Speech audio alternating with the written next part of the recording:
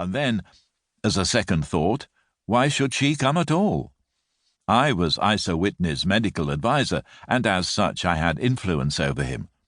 I could manage it better if I were alone. I promised her on my word that I would send him home in a cab within 2 hours, if he were indeed at the address which she had given me. And so in 10 minutes I had left my armchair and cheery sitting-room behind me and was speeding eastward in a hansom on a strange errand, as it seemed to me at the time, though the future only could show how strange it was to be. But there was no great difficulty in the first stage of my adventure. Upper Swandam Lane is a vile alley lurking behind the high wharves which line the north side of the river to the east of London Bridge. Between a slop shop and a gin shop, approached by a steep flight of steps leading down to a black gap like the mouth of a cave, I found the den of which I was in search. Ordering my cab to wait, I passed down the steps, worn hollow in the centre by the ceaseless tread of drunken feet, and by the light of a flickering oil lamp above the door.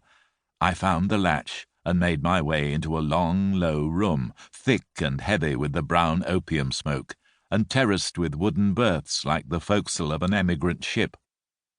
Through the gloom one could dimly catch a glimpse of bodies lying in strange, fantastic poses, bowed shoulders, bent knees, heads thrown back, and chins pointing upward, with here and there a dark, lacklustre eye turned upon the newcomer. Out of the black shadows there glimmered little red circles of light, now bright, now faint, as the burning poison waxed or waned in the bowls of the metal pipes.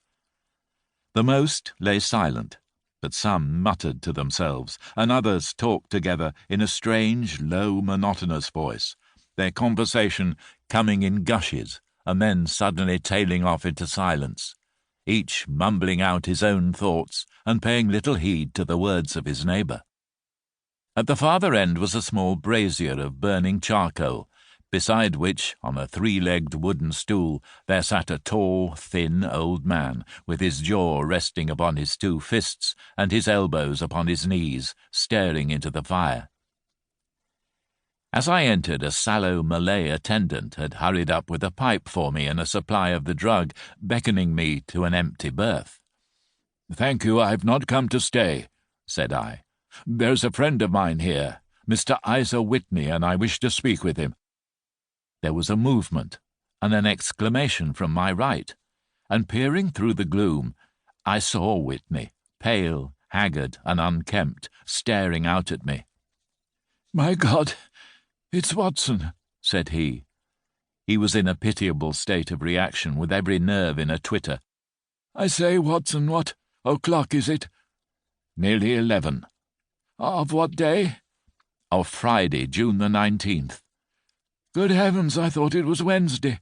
"It is Wednesday. What do you want to frighten a chap for?" He sank his face onto his arms and began to sob in a high treble key. "I tell you that it is Friday, man. Your wife has been waiting this 2 days for you. You should be ashamed of yourself." "So I am. But you've got mixed, Watson. For I've only been here a few hours.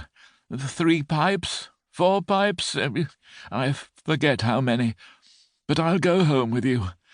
I wouldn't frighten Kate, poor little Kate. Give me your hand. Have you a cab?" "Yes, I have one waiting."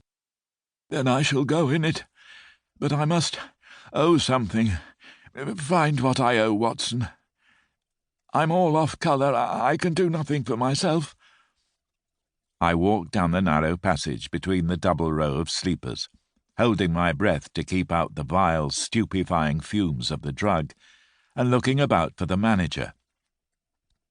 As I passed the tall man who sat by the brazier, I felt a sudden pluck at my skirt, and a low voice whispered, "Walk past me, and then look back at me."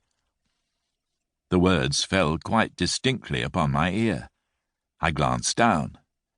They could only have come from the old man at my side, and yet he sat now as absorbed as ever, very thin, very wrinkled, bent with age, an opium pipe dangling down from between his knees, as though it had dropped in sheer lassitude from his fingers.